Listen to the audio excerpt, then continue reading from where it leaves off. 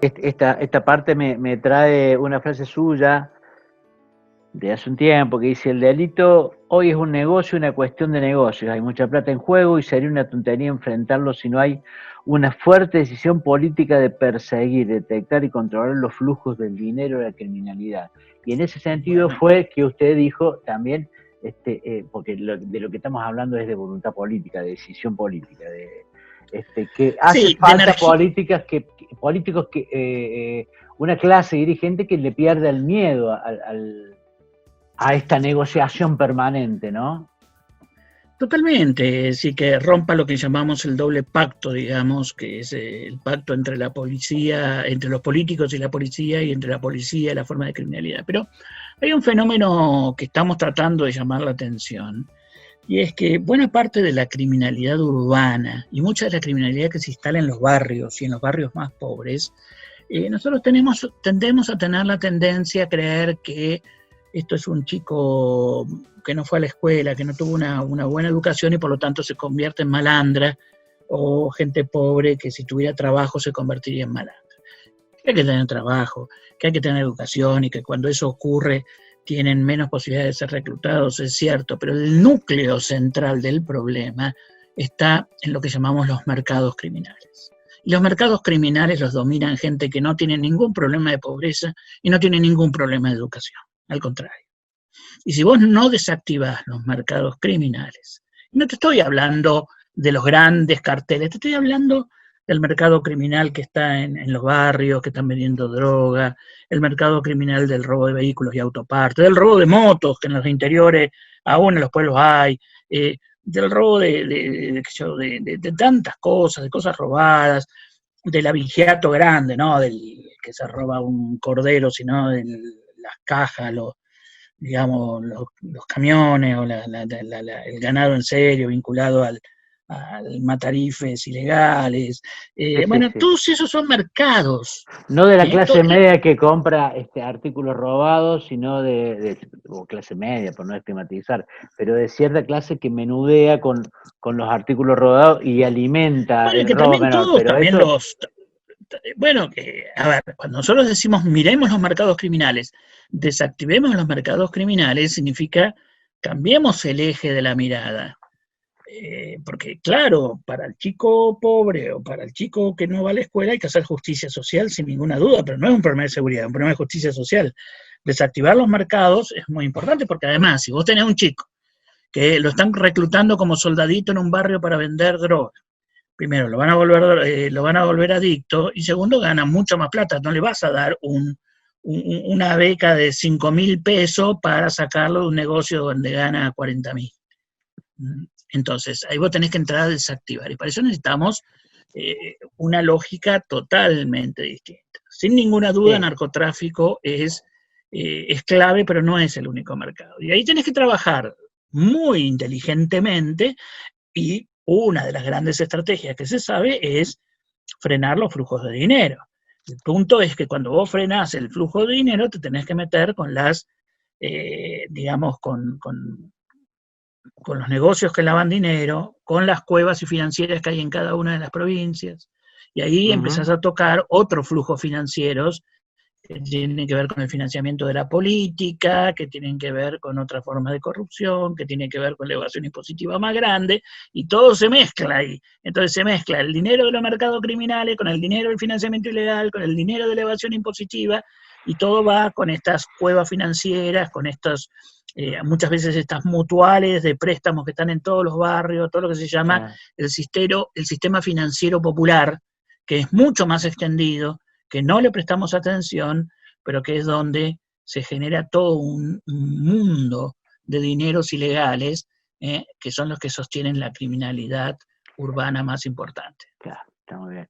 Es como una espiral que empieza desde uno tiene la sensación que si se activara el mundo de la droga, hay una economía paralela que haría caer en bancarrota la existencia, el pequeño mercado que hay en los barrios más marginales, hasta la fuga de miles de millones de dólares, digamos. Sí, porque hay un centro donde hay financieras ilegales o funcionamientos ilegales de mutuales y otras cosas donde todo se junta. Todo, mira, todo el mundo en cada provincia, en cada ciudad, sabe dónde están las cuevas financieras, ¿o no? Sí, sí. Y dónde circulan, dónde se cambian cheques. Entonces vos me decís, ahí se mezcla el negocio, sí, se mezcla el negocio de la pyme que no puede ir al banco y tiene que cambiar cheques rápido, y son cheques medio que ha recibido en negro, se ha recibido, está la plata de los, ¿cómo se llama? De las casas de automóviles que están lavando dinero, o del pequeño hotel que está también lavado de dinero si todo el mundo sabe, de los casinos. A ver, no hay misterio acá, no hay misterio. Vos me decís, bueno, hay maniobras más sofisticadas, sí, pero en la Argentina hay tanta impunidad y tanta desidia en todo esto que se trabaja con, digamos, con maniobras muy toscas. Vos me decís, hay estafas sofisticadas, sí, pero acá con hacer el simple cuento del tío alcanza para todo este. Entonces, ahí es donde la pregunta que nos hacemos, ¿qué pasa con esto? Y el qué pasa con esto tiene que ver con dos grandes reformas que tenemos que hacer, o ajustes que tenemos que hacer. Uno, hay que modificar sustancialmente las policías de investigaciones. Las policías de investigaciones tienen también un gravísimo problema de manejo, manejan información vieja, circulan mucho, empezaron como policía de investigación y lo mandan de subcomisario a, qué sé yo, a Cruz del Eje, y después tiene que pasar a, no sé, a un lugar, en otro lugar de Córdoba, Río Cuarto, y ahí andan dando vueltas y nunca se especializa un cuerpo de policiales en serio. Tenemos totalmente sin control y sin mirar la inteligencia policial, que es clave para esto, sistema de escuchas, la inteligencia policial. Si la gente supiera el nivel de tosquedad que hay en todas estas cosas. Y luego el Ministerio Público Fiscal, que el Ministerio Público Fiscal, en el caso de Córdoba, que también tiene una policía de investigaciones propias, pero que se ha burocratizado, y son todos expedientes, sin ton ni son, que nadie sabe dónde va. Si vos le preguntás a los fiscales, a ver, ¿cómo está desactivando el mercado de robo de vehículos en Río Cuarto? No tienen la menor idea, ni se lo plantean. Entonces se trabaja sin hipótesis, y todo esto hace que la rueda siga. Esta rueda siga, y en esta Argentina donde hay tan poca energía política, tan poca imaginación, y más bien la sensación de que así es todo y que no podemos hacer, y tan poca capacidad de organizarse. Entonces, vos no tenés capacidad de articulación social, no tenés no tenés imaginación para inventar cosas nuevas, ¿no es cierto? Y no tenés energía política, bueno, no sé por qué las cosas van a cambiar. Está muy bien. Entonces, este es un tema central, digamos, que se viene de arrastre. Después, a partir de ahí, de este primer escalón, a mí lo que más me preocupa es construir este primer escalón de eficacia razonable. De eficacia razonable, donde las viejas técnicas policiales, los viejos funcionamientos, ya no sirven para una sociedad que está atravesando momentos de criminalidad nueva y de conflictividad nueva. Lo que vos dijiste me parece crucial. Nosotros tenemos que tener una reflexión clara acerca de cómo manejamos la violencia en este país. No solo la violencia de género, la violencia instalada en las relaciones personales, la violencia en general. Pero eso nosotros lo llamamos la fábrica de la violencia, porque cuando vos no tenés ningún mecanismo para gestionar los conflictos de un modo razonable, es una sociedad que está friccionando, permanentemente fricciona, y vos estás friccionando, y en algún momento va a aparecer la llama. Esto es cuestión de tiempo. Argentina es un país que no se preocupa en los momentos más tranquilos de mejorar su sistema de gestión de conflictos para evitar todo este tipo de fricción, y después nos escandalizamos cuando estalla la violencia. Así que este es otro tema, ya ahí entramos en los temas más de fondo. Más de fondo. Sí, claro. Bien, al principio usted mencionó a la acción de los servicios de inteligencia, y usted ha escrito y trabaja mucho sobre, ha trabajado en reformas judiciales, y también ha dicho de la persistente e importante y decisiva influencia que han tenido en los últimos tiempos los servicios de inteligencia sobre el sistema de justicia, porque así debemos asumirlo como un sistema de justicia como un servicio de justicia que está para toda la sociedad, ¿no? Bueno, los servicios de inteligencia que empezaron a distorsionarse desde el año 94 en adelante, eh, generaron un descontrol tal, usando una pequeña autorización que tenía en la ley, una pequeñísima autorización, empezaron a trabajar con la justicia federal y copando la justicia federal. Esto llegó a niveles, bueno, la sociedad los ve, las causas estas de espionajes, los miles que no eran gente técnicamente preparada, estaban al servicio de operaciones políticas. Eh, Operaciones políticas, operaciones políticas que no solo se limitan a las disputas entre nuestros partidos, digamos. De todo tipo, porque además se mezclan operaciones políticas comerciales entre empresas, con servicios del exterior, a los cuales manejaban, ¿cómo se llama? Bueno, fiscales. Nisman se lo ha ensalzado después de muerto, pero Nisman era un fiscal de una notoria ineficiencia y con vínculos absolutamente extraños con los servicios de inteligencia y con servicios extranjeros, inadmisibles.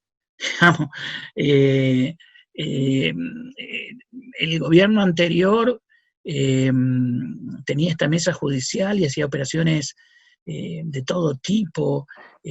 Bueno, lo que está saltando con el espionaje judicial. El gobierno kirchnerista anterior, hasta que fue el que lo dejó avanzar y tomar el control a Estiuso durante casi una década, hasta que no se peleó con Estiuso y no estalló todo eso, se distorsionó todo. Por este gobierno, el gobierno de Fernández había arrancado muy bien con dos cosas: intervenir los servicios de inteligencia, y están haciendo un trabajo de limpieza que es encomiable, y al mismo tiempo prohibir de un modo absoluto los vínculos entre los servicios de inteligencia y la justicia federal. Y a partir de ahí empiezan a ocurrir todas cosas extrañas, porque cerrar estas dos puertas fue algo importante. Después vino la pandemia y otra vez. Y bueno, pero las mañas y la gente que trabajaba en esas mañas siguen estando ahí y siguen de alguna manera tratando de recuperar espacio dentro de la justicia federal. La justicia federal de nuestro país necesita una reingeniería absolutamente completa.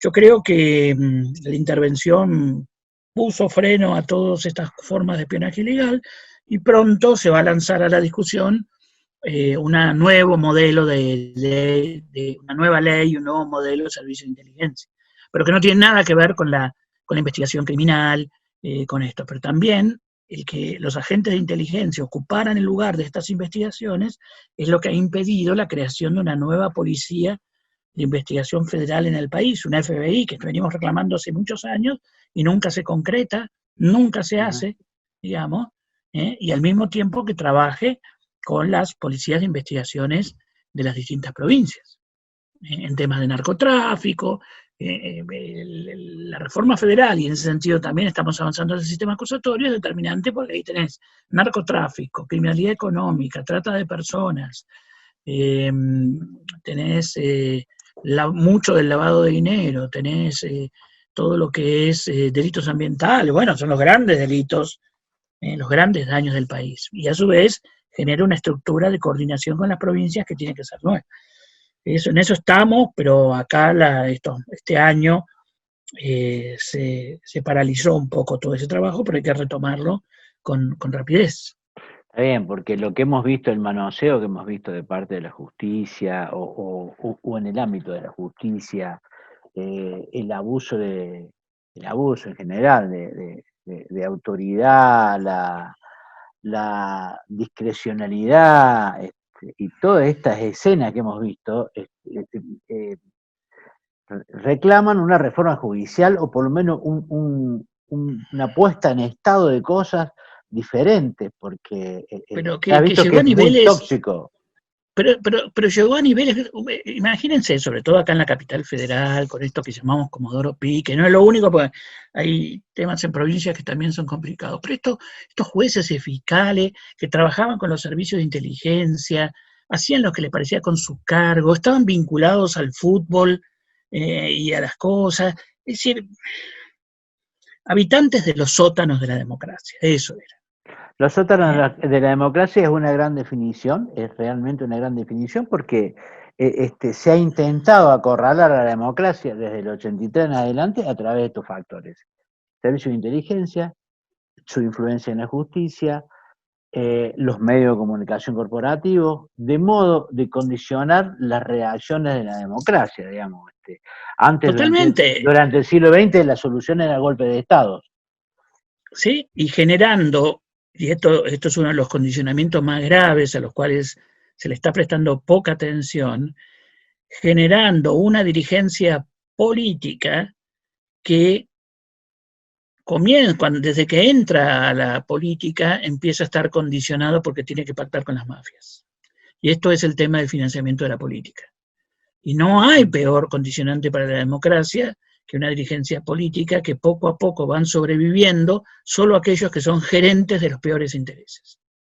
Sí, porque al final queda claro que la política en la democracia, en esta democracia que tenemos, ¿no? Porque hubo una democracia en el siglo XX que por algo era interrumpida constantemente por golpe de Estado, porque alcanzaba una representación genuina de las clases populares. Pero en esta democracia el dinero juega un rol decisivo y entonces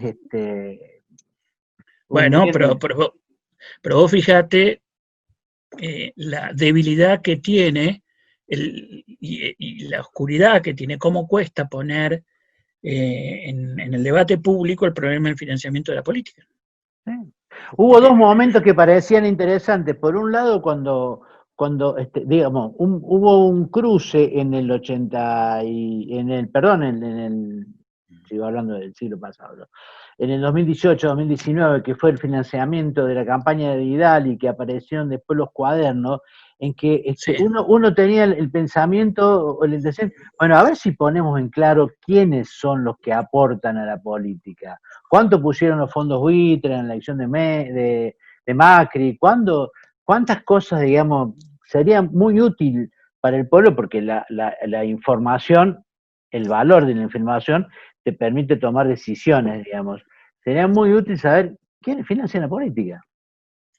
Totalmente. O yo creo que por un buen tiempo tenemos que irnos hacia un sistema de financiamiento estrictamente estatal, con campañas muy cortas y más baratas, prohibir el financiamiento privado, de tal manera que si lo recibís es un delito, porque todos los intentos que se han hecho de racionalizar eso es imposible. Hay que tomar medidas muy fuertes. La Argentina te obliga a que dejamos crecer tanto los problemas, lo mismo nos está pasando con seguridad, ¿no? Que después vos tenés que tomar políticas de mandoble, políticas que son terribles, digamos, porque no se abusan de los sistemas, pero esto, y otra vez es lo mismo, porque aquí es donde se mezcla corrupción, economía ilegal, delictuosa, mercados delictivos, esos son todos los sótanos de la democracia. Es decir, los italianos cuando se enfrentaron al mismo problema lo llamaban el infraestado mafioso. No es solamente un problema de la Argentina esto, es un problema de un modo de capitalismo, un modo de hacer negocios, un modo de hacer política, pero que los ciudadanos terminamos siendo espectadores de todas estas cosas. El debate de ideas termina absolutamente debilitado, sí.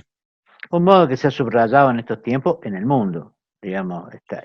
Asistimos a un conflicto en la elección de Estados Unidos que, más allá que algunos quieran simplificarlo, Trump es un delirante, Biden es no sé qué cosa, estamos asistiendo a un conflicto en la democracia que se autotitulaba, bueno, ya lo vimos en el 2000 con la elección de Bush, pero que evidentemente hay unas fuerzas oscuras que influyen decididamente en la democracia, en las decisiones de la democracia. Claro, entonces yo no creo que en las decisiones de los pueblos. De los pueblos, yo no creo que tengamos que tener una visión romántica, infantil, de creer que esas fuerzas van a desaparecer, pero se ha roto el equilibrio. Hoy día se han roto las herramientas que tenemos para ponerle la mínima contención a eso.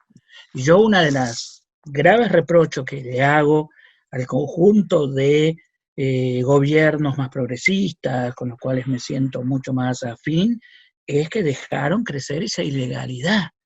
Y después aprendieron, de un modo ellos fueron infantiles, que se le viene en contra en 2 minutos. A Lula se le vino toda la Policía de Investigaciones Federal que él había acentuado, a Cristina se le vino en contra todo el sistema de inteligencia que había prohijado, a Correa le pasó lo mismo, a todo pasaron lo mismo. Entonces uno le dice, a Evo le pasó lo mismo, si todos los mismos funcionarios que habían nombrado él metieron presos a sus funcionarios. Entonces uno a esta altura le tendría que decir, hey, no es hora de que dejen de ser ingenuos, de creer que porque estas fuerzas ocultas los seducen un tiempito sabiendo, porque ellos sí saben que se van a ir, y los seducen con esas cosas, le quitan a los pueblos herramientas estatales necesarias para hacer procesos de largo plazo, porque a mí ¿qué me sirve políticas bien hechas que en 3 años viene otro y las saca de un plumazo? Eso no es lo que necesitamos para hacer una cosa. Bueno, y en seguridad pasa un poco lo mismo. Otra vez, por ejemplo, el gobierno kirchnerista le ha costado mucho hacer reformas policiales, le ha costado mucho hacer reformas judiciales. Es como que han hecho un juego muy infantil de estas ratas de los subsuelos, creyendo que que eso era realismo en la política. Eso no es realismo en la política. En mi barrio se llama traición, pero además es una enorme ingenuidad acerca de cómo se manejan los poderes fácticos. Entonces, volviendo a los temas de seguridad, hoy día, el gobierno había arrancado bien con inteligencia, no arrancó bien con el proyecto de reforma federal, porque no se entendió qué es lo que quería hacer. Ahora tampoco se entiende mucho qué quiere hacer con la procuración. Y bueno, y en el resto de las provincias se ha instalado también una especie de inmovilismo en ese tema. Digamos, cuando yo creo que es una de las grandes cuestiones que tenemos que afrontar para terminar para ponerle freno a estos vínculos donde hay, digamos, zonas grises entre lo criminal, la evasión de impuestos, el negocio legítimo, la obra pública del Estado, el financiamiento de la política. Hay como un río subterráneo ahí que junta todas estas cosas y que tenemos que salir a combatirlo. Eso, ponerle trabas al flujo del dinero es central y no es nada sencillo. Ahora que salieron todos estos tipo Wikileaks, tenían el nombre, la información sobre las agencias de unidades financieras de Estados Unidos y de otras, muestran que tampoco ellos se lo toman en serio. Acá los paraísos fiscales no es solamente Gran Caimán y las Islas Celeyes, están en Inglaterra, están en Suiza, están en Estados Unidos. Entonces, estas son las peleas de fondo que hay que tomar en esta época. Y seguridad sigue siendo un tema clave, donde el pibe chorro, los chicos, son víctimas. Los sistemas judiciales que se encargan con ellos realmente tienen un nivel de ceguera. Yo no digo que se haya que ser permisivo, pero hay muchas herramientas para evitar esa violencia callejera, porque claro que estos son reclutados por los mercados criminales y por los dueños del trabajo. Los degradan a niveles increíbles y luego los sueltan porque son los que hacen los desmanes en la calle. Y los dueños del negocio, nadie los toca. Esto indigna mucho. Y de los dueños de negocio, y a propósito de lo que decía antes, y se nos ha extendido un poco la charla, pero si el mundo quisiera acabar con los Panamá Papers, con las islas, con todos los refugios del dinero oculto, sería tan sencillo. Imagínense un bloqueo contra la isla Caimán, cuánto duraría, digamos, si no fueran funcionales al sistema de movimiento del dinero, de este momento que domina el capitalismo financiero, sería muy sencillo terminar con ello. Pero bueno. Bueno, solo en nuestro país, si quisiéramos acabar con las cuevas financieras que existen en cada provincia y en cada ciudad, no hay delito más fácil de probar que eso. No hay delito. Solamente preguntar al Banco Central, miren acá esta casa de cambio que hace operaciones financieras porque está recibiendo cheques y luego presta dinero y hace descuento, eso no es casa de cambio, es intermediación financiera. ¿Tiene autorización Banco Central? No, punto, listo, pa. Ya es un delito eso. Me alcanza para cerrarla definitivamente en 5 minutos. Y les puedo decir, todo el mundo sabe que eso existe. Entonces, bueno, yo muchas veces le hago, hoy día estamos empezando a tener provincias que están asumiendo la competencia de lavado de dinero, ya lo hizo Santa Fe, lo hizo Chubut, porque se dan cuenta que si no, no tienen herramientas para dar estas peleas. Me parece que Córdoba no lo ha hecho. Pero bueno, esta es la política de seguridad en serio del futuro, y es la política de seguridad de gobiernos progresistas. A mí lo que muchas veces es decir, que la derecha tenga una política de seguridad, de ley y orden, ¿qué vamos a hacer? Son de derecha. Que Kicillof lo tenga Bernie es una desgracia. Ajá. Eso sí es una desgracia. Que tengamos que... ¿Por qué? Y porque es una política vos fíjate, vamos a poner algo que para mí me parece que es paradigmático en términos de Guernica. La toma de Guernica. La toma de Guernica, 7.000 familias o 5.000 familias o 3.000 familias, vos no podés usar, en las condiciones actuales, ¿no? Un gobierno progresista no puede usar la policía para sacar esa gente. No cuesta nada, eso tendría que haberse convertido en una gran posibilidad para hacer de eso un barrio autosustentable, autoconstruido, entregar tierras, entregar ese tipo de cosas, pero estar sacando a las patadas con la policía, por más que hayas tratado de ser sensible y Bernie ha hecho, no hizo un operativo brutal, no seamos, pero estar usando esos mecanismos para los grandes problemas sociales de este tipo es una divisoria de aguas, que es inadmisible. Es inadmisible. Entonces, hoy día, a mí me parece que de los sectores, llamémosle progresistas, ahí está pendiente algo que para mí es fundamental, que es una reflexión de cómo nos tomamos el Estado en serio.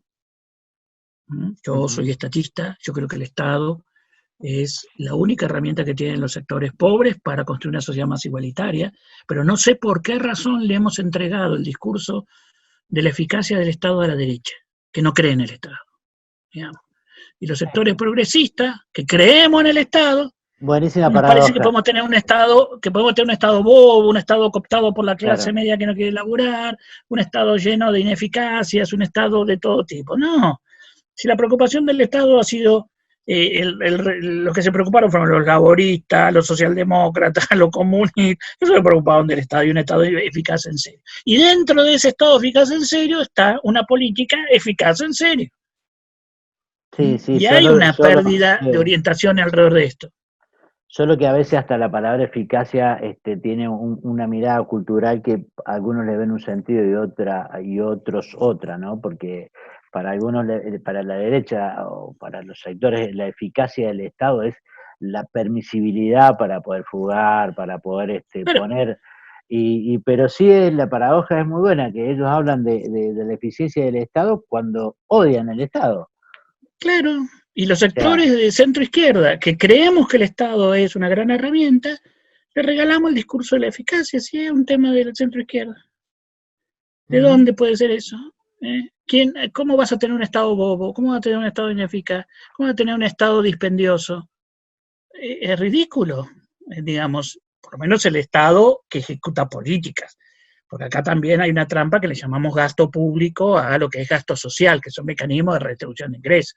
Yo cuando estoy hablando de Estado no estoy hablando de las jubilaciones, esos son mecanismos de redistribución de ingresos que no, pero el Estado ejecutor de política es, digamos, otro tipo. Pero bueno, esto lo pongo para no desviarnos, que esto es también el modo como tenemos que preocuparnos en serio de una eficacia que no sea violenta, no necesitamos una policía. La policía brutal es el mejor signo de una policía ineficaz.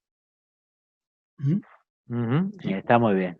Son buenas palabras para terminar esta conversación. Alberto, te agradezco mucho. Ha sido una charla buenísima, me encantó. Y bueno, muchas gracias de parte de Colsecor y mía particularmente. Bueno, no, gracias a vos por el espacio y cuando quieras charlamos de nuevo. Perfecto, un gran abrazo.